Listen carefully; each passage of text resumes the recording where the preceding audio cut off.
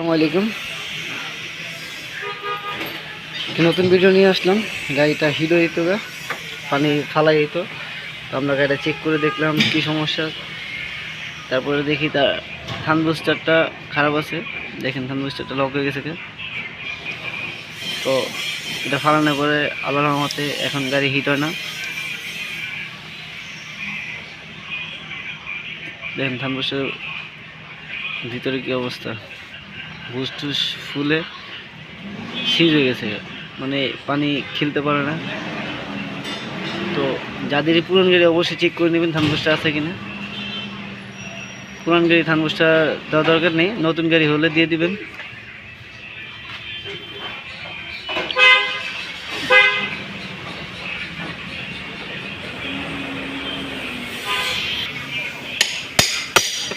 Video ভালো লাগে থাকলে অবশ্যই চ্যানেলকে সাবস্ক্রাইব করে দেবেন।